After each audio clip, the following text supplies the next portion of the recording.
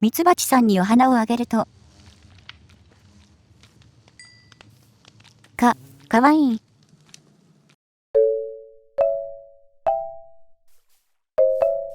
はい、皆さんこんにちは。今日も今日とてマインクラフト、まったり遊んでいきましょう。前回は、養蜂場を作ったところまででしたね。なんだか建築欲が満たされていないので、もうちょっといろいろ作っていこうと思います。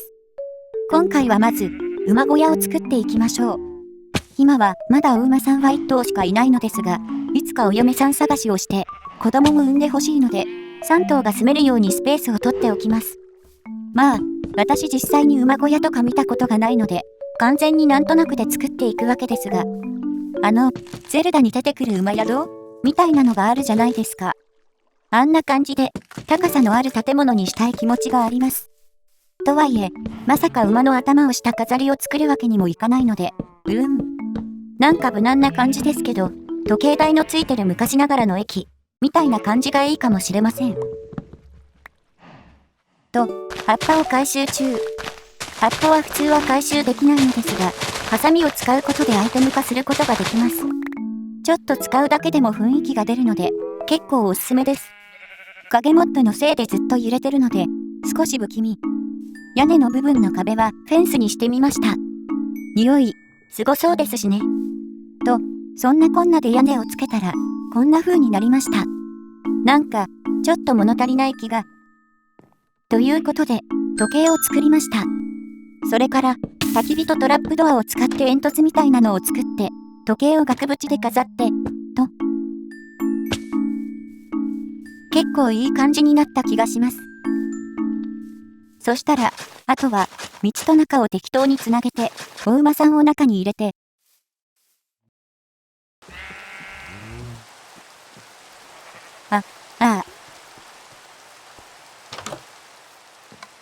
お馬さんが、どこかに行ってしまいました。パート1で、初めてお友達になったお馬さん。これから、ずっとお友達だと思っていたのに、こんな。リードでつないでおけば、簡単な小屋だけでも先に作っておけば、今となってはもう遅いのに、後悔ばかりが脳裏に浮かびます。突然のお別れは辛いですが、しかし、私にはやらなければならないことがあります。ありがとう。そして、さようなら。と、釣り竿をエンチャントしようとしたら宝釣り2が出ました。このエンチャントがついていると、釣りをした時にゴミが引っかかる確率が下がって、名札やエンチャ本などのお宝が釣れやすくなります。と、早速使ってみたら、修繕がついた釣り竿が釣れました。修繕がついた道具は、使った時に手に入る経験値を使って、自分で消耗率を回復することができます。これはなかなか、ラッキーですな。と、そしたら金床を作って、宝釣りの釣り竿と修繕の釣り竿をガッチャンコしました。名前もすげえ釣り竿にして、凄さをアピール。そんなこんなで釣りをしていたら、フグが釣れたり、エンチャボンが釣れたり、オウムガイが釣れたりして、と。はい、サドルが釣れました。それから、新しいお馬さんと友達になりました。やっぱり、ちょっと足が遅い気がする。と、ゴールイン。今度はどこかに行っちゃわないように、リードを作ってつないでおきましょう。もう一匹のお馬さんを手なずけて、こちらも馬小屋につないでおきました。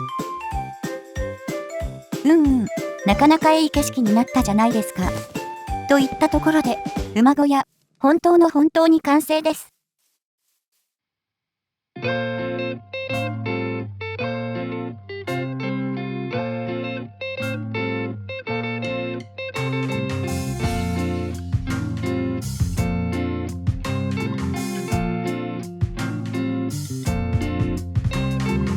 と、さすがに建築欲も収まってきました。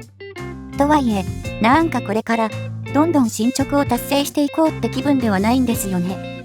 とりあえず、今まで放っておいた細々としたタスクでも片付けていきますか。と、まずは鉄とレッドストーンを使って、コンパスを作りました。スポーン地点の方角を教えてくれるアイテムです。これを紙で囲んで、白紙の地図を作りました。こちらはその名の通り、地図になるアイテムですね。この地図をさらに紙で囲うと、はい、こんな風に地図を拡張することができます。そのままどんどん拡張して最大サイズにしてみました。拠点がもう点にしか見えません。さっき仲間になったばかりのお馬さんと一緒に拠点周りの地図を埋めていこうと思います。で、なんじゃこりゃ。ね、ネザーゲートですよね。昔々、ネザーとオーバーワールドで戦争が起きた時、ネザーの鬼どもは、それは大きな扉を開いて攻め入ってきたそうじゃ。そして敗れたオーバーワールドの住民は、ハーンとフーンしか喋れなくなってしまったのじゃった。めでたしめでたし。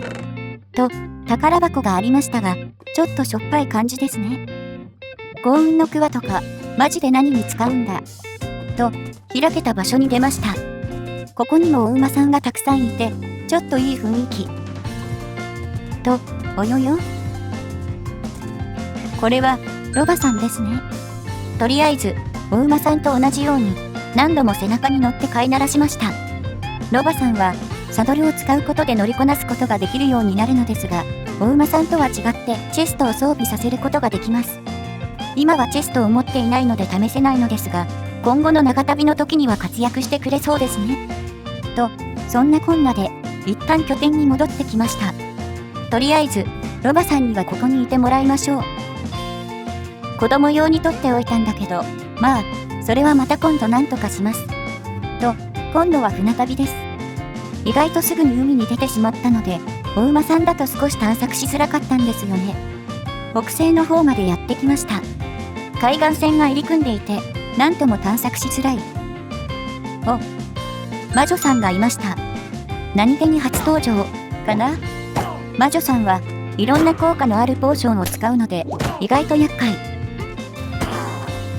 南西の方にやってきました。この辺りは、もう海しかないですな。と思っていたら、氷山がありました。白熊の親子がお出迎えしてくれました。いやー、かわいいですな。まあ、子連れの白熊が近づいたら撃退しちゃうんですけどね。これはもう仕方がないので、倒しちゃいました。白熊さんは全部の敵モブを倒すって進捗のためにいつかはやらなきゃいけなかったんで、しょうがないんですよ。またネザーゲートがありました。チェストの中身は、しょっぱい。せっかくなので、氷塊もたくさん持って帰りましょう。氷塊は氷ブロックと違って光電ブロックが近くにあっても解けないので、トラップなんかを作るときも便利なんですよね。山がちな場所にやってきました。と、あれは？村を見つけました。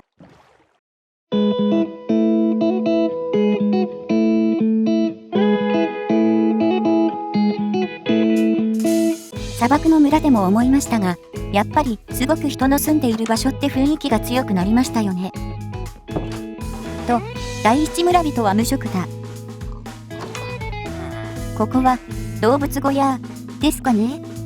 なるほど、こんな感じでロバさんの小屋を作ってあげてもいいかもしれませんね。小麦の束が燃えてます。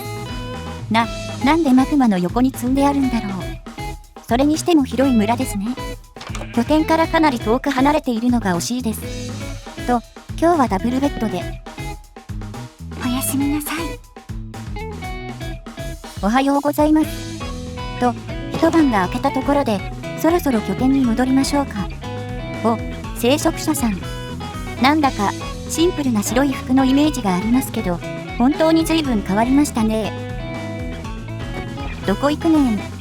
と、拠点に帰ってきました。そんなところで、今回の動画は終わりとさせていただきます。次回は、さっきの村人さんたちに拠点の近くに引っ越してもらいたいと思っているので、その準備とかもやっていきたいですね。それから、お馬さんの名前を一緒に考えてくれると嬉しいです。いい感じの名前を思いついたらコメントで教えてください。それでは、今回も最後までご視聴いただき、ありがとうございました。チャンネル登録と高評価もよろしくお願いします。それじゃあまたね。バイバイ。